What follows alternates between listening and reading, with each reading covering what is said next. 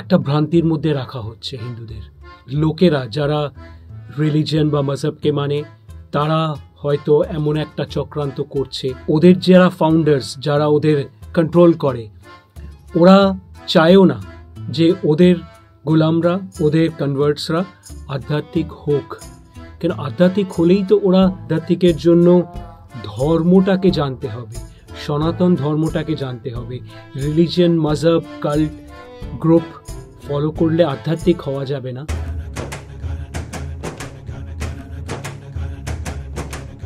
শতযুগী কে, কি, কখন, কেন, কিভাবে, কার, কোথায়, কবে ও কেলেঙ্কারি।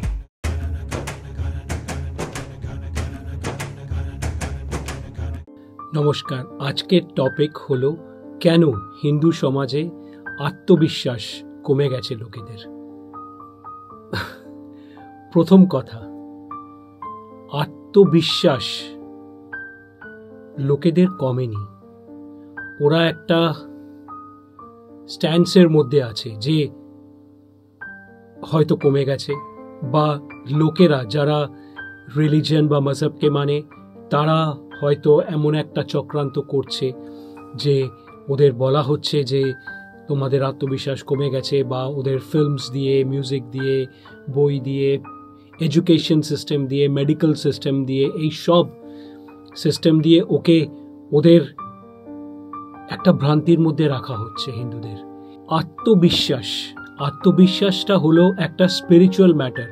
আত্মবিশ্বাসটা হলো একটা আধ্যাত্মিক জিনিস। আধ্যাত্মিক জিনিস কিভাবে আসে? আধ্যাত্মিক যেমন যারা রিলিজিয়ন মানে, যারা মজহব মানে, যারা এইসব মানে কেউ বলে গেছে ওর বইটা মানতে হবে, ওর কথাটা মানতে হবে, ওর মানে যারা এইসব গোলামি মানে, তাদের ভেতরে কি হয়? তাদের আধ্যাত্মিক বলে কিছু হয় না। তাদের ভেতরে আধ্যাত্মিক বলে কিছু হয় না। কেন?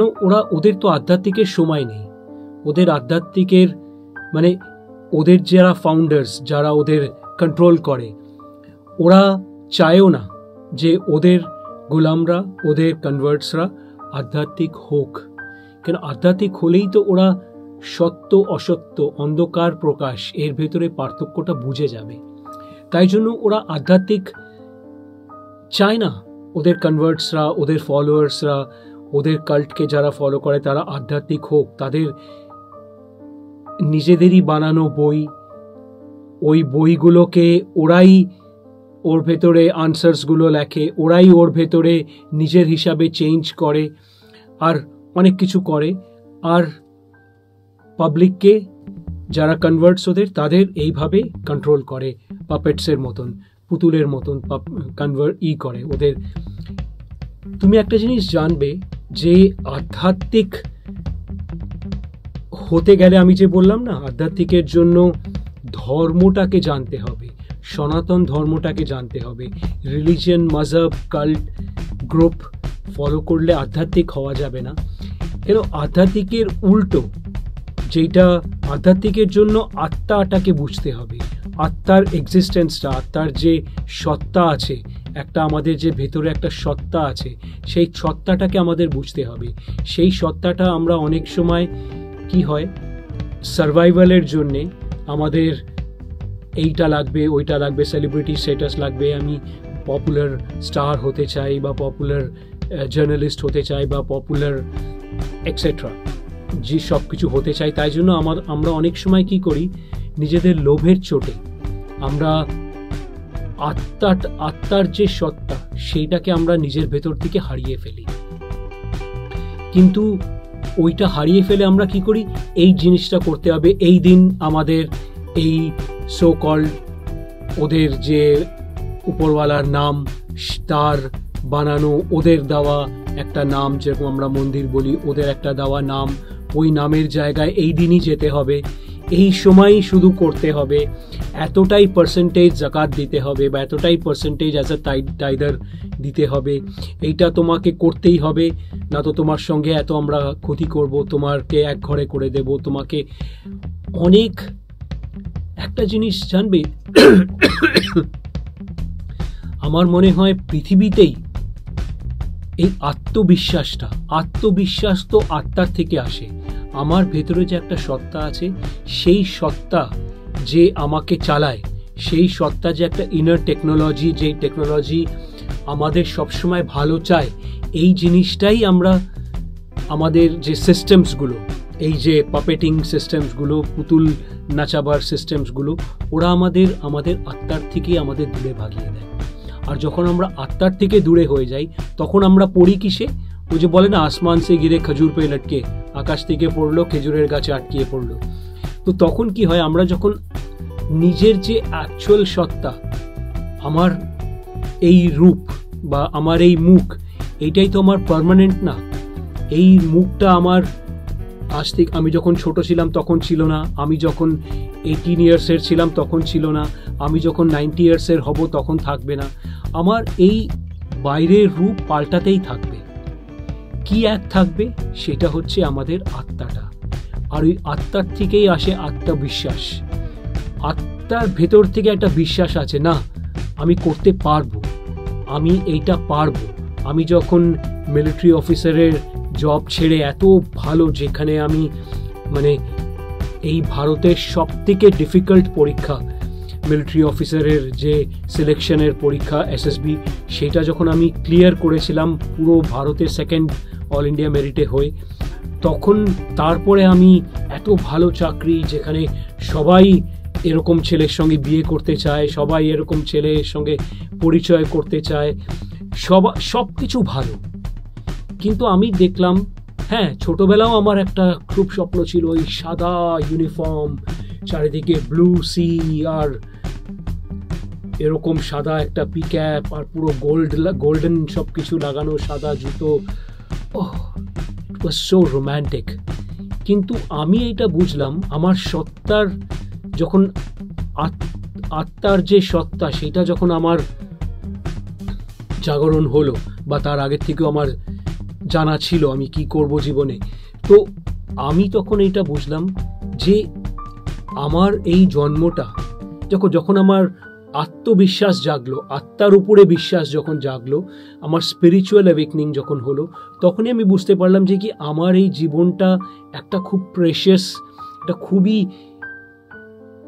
দামি একটা উপহার ভগবানের থেকে, ব্রহ্মর থেকে।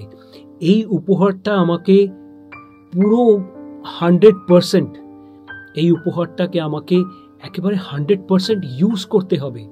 মানে 25 বছর বয়সে মানুষ তো নিজের প্রফেশনেই ঢোকে না, বা 25 বছর বয়সে তো মানুষের কিছু বোধই থাকে না। কিন্তু থাকে যাদের আত্মবিশ্বাসটা থাকে, যাদের আত্মবিশ্বাসটা তৈরি হয়, যাদের ভগবানের বিশেষ কৃপা যারা পায়, যারা ভগবানের, যাদের পূর্বজন্মের বিশেষ কৃপা থাকে, যাদের জীবনে, না তো বেশিরভাগ লোক এইভাবেই জীবনটা কাটিয়ে দেয়, এইভাবেই ওদের জীবনটা শেষ হয়ে যায়। ওরা বুঝতেই পারে না যে কি আমাদের একটা আত্মা আছে, তার একটা সত্তা আছে। সেই সত্তাটা কি? এই যে রিয়েলাইজেশনটা, এই যে মোক্ষ প্রাপ্তি বেশিরভাগ লোকেদের হয়ই না। তাই জন্য এইটা একটা খুবই, শুরুতে লোকেরা ভাববে যে কি একটা প্রশ্ন, কিন্তু এইটা একটা খুবই স্পেশাল প্রশ্ন, যে স্পিরিচুয়ালিটি, আধ্যাত্মিকতা যদি আমাদের ভেতরে জাগে, সেইটা হচ্ছে আমাদের ভগবানের একটা সবথেকে বড় গিফট। কেন কি স্পিরিচুয়ালিটি তো জাগতেই দেয় না, তুমি প্রশ্নই করতে পারবে না কোনো রিলিজনে, কোনো মাযহাবে। প্রশ্ন করলেই তোমাকে ইয়া তো উইচ বলে দেবে, কিংবা তোমাকে কাফির বলে দেবে, কিংবা তোমাকে খারাপ বলে দেবে, তোমাকে এক ঘরে করে দেবে। তুমি নিজের আধ্যাত্মিক, তোমার যে ভেতরে একটা সত্তা, যে কেউ তোমার সঙ্গে এত ভালো ব্যবহার করছে, কেউ তোমাকে এত ভালোবাসে, কিন্তু তুমি ভাবছো, তোমাকে বলা হচ্ছে যে কি না, ও তোমার গ্রুপের লোক না, ও তোমার রিলিজনের লোক না, ও তোমার রিলিজনের কাস্ট না, ও তোমার কি বলে মাযহাবের আলাদা আলাদা ফিরকা না। তাই জন্য তুমি ওকে মানতে পারবে না, ও যা বলছে সেটা ভুল বলছে, ওকে জাহান্নামে বা হেল ফায়ার ওকে সহ্য করতে হবে। এই জিনিসটা তখনই মানুষ বলতে পারে। আমাকে এটা অনেকে বলেছে, পুরো দুনিয়ার থেকে বলেছে, কোরিয়ানসরা বলেছে, আমেরিকানসরা বলেছে, মানে আমি রিলিজিয়ন যারা ফলো করে তাদের। আর তাছাড়া তো আমি লাস্ট 2002 বছর 2002 সাল থেকে তো আমি ওদের সঙ্গে আছি যারা মজহবকে মানে, তারা তো আমাকে কতই কিছু বলেছে। কিন্তু আমার কাজ তো ওদের শুধরানো না, আমার কাজ ওরা ওদের যা ইচ্ছা ওরা করুক, সবার যার যা ইচ্ছা সেটা করুক। কিন্তু আমি যদি নিজের আত্মাটাকে না বুঝি, আত্মজ্ঞান যদি আমার না থাকে, আত্মবিশ্বাস আত্মজ্ঞানের পরেই হবে, আর তখনই আমার ভেতরে আধ্যাত্মিকতা হবে। আমি ধর্ম পালন করেই আমি আধ্যাত্মিক হতে পারবো। তাই জন্য এটা খালি হিন্দুর প্রবলেম না, যারা রিলিজিয়ন ফলো করে, মজহব ফলো করে, তারা তো 100% এটা ওদের প্রবলেম। এইটা সনাতন ধর্ম যারা পালন করে তাদের ভেতরে এই জিনিসটা হয়ে গেছে। এত পাওয়ার্স এই কলির, এত যে চারিদিক থেকে ওরা একটা ভালো ছেলে বা একটা ভালো মেয়েকে কত দিক থেকে, স্কুলের থেকে, কলেজ থেকে, ইউনিভার্সিটির থেকে, জবের দিক দিয়ে, মেডিকেল দিক দিয়ে, জাজমেন্টাল দিক দিয়ে, সোসাইটি সমাজের দিক দিয়ে, ফিল্মস, টেলিভিশন, কত দিক থেকে তারা লড়ছে, তারা কতভাবে লড়ছে। তাই জন্য আমার তো যা মনে হয়, তুমি নিজের ভেতরে এই আত্মজ্ঞানটা তোমার হওয়াটা খুব দরকার। তখনই তোমার ভেতরে আত্মবিশ্বাস হবে, তখনই তোমার ভেতরে আধ্যাত্মিকতা হবে, স্পিরিচুয়ালিটি তোমার ভেতরে আসবে। আর যদি না আসে তাহলে তুমি ভেবে নেবে তুমি একটা গোলাম বা জঙ্গি। তাই জন্য তোমাকে এটা আনতেই হবে নিজের ভেতরে। তুমি ইউটিউব আছে, সব জায়গার থেকে জানো। আর যদি তুমি চাও, তুমি আমাদের ধর্মজয় গুরুকুলেও তুমি এর ভেতরে এর সঙ্গে জুড়তে পারো। আমি তো এই গুরুকুল 2002 থেকে করছি। আর এখানে তুমি জুড়ে তুমি নিজের সন্তানদের বা নিজের আত্মীয়দের এদের তুমি আত্মবিশ্বাস এদের ভেতরে আনো, আধ্যাত্মিকতা এর ভেতরে আনো। আধ্যাত্মিকতাই মানুষের সব কিছু, আধ্যাত্মিকতা ছাড়া সে মানুষ হয় না। ব্যাস। আর তুমি ইউটিউব ভিডিও তো তুমি যদি চাও সাবস্ক্রাইব করো, না করলে কোনো প্রবলেম নেই। তুমি খালি একটাই কাজ করো, সেটা এই ব্লগপটটাকে যত হিন্দু বাঙালি আছে, চাই এপার বাংলায় ওপার বাংলায় বা পুরো দেশে যেখানে হোক, পুরো বিদেশে যেখানেই হোক, সবার কাছে এই ভিডিওটা পৌঁছিয়ে দাও। তাহলে ওদেরও ভালো হবে, তোমারও ভালো হবে, আমাদের বঙ্গের ভালো হবে, আর পুরো ব্রহ্মাণ্ডের ভালো হবে। ঠিক আছে? তোমার যদি কিছু বলার থাকে সেটা তুমি নিচে কমেন্ট বক্সে লিখো। আর ট্রলিং হচ্ছে যারা নেগেটিভ বা যারা হিপোক্রেট, তারাই ট্রলিং করে। তুমিও যদি করতে চাও করতে পারো, কিন্তু তাতে যারা আত্মার লেভেলে ট্রলিং হচ্ছে মাইন্ড লেভেলে বা বডি লেভেলে, যারা আত্মার লেভেলে থাকে তাদের ট্রলিংয়ে কোনো আসে যায় না। তাই জন্য যদি পারো, যতদিন পারো, আজকের থেকেই যদি পারো, পজিটিভ ভালোটা, ধর্মের পথে চলে আধ্যাত্মিকভাবে নিজের জীবনকে যাপন করো। ঠিক আছে? দেখা হবে পরের ব্লগ পডে। প্রণাম।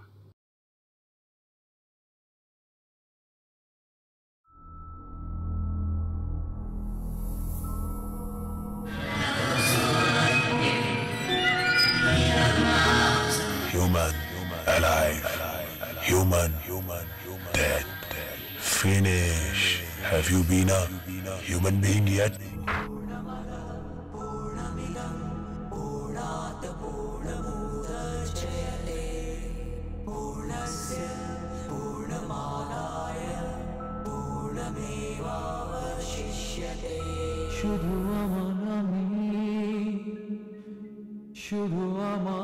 শুধু আমি ছাড়ো বন্ধু,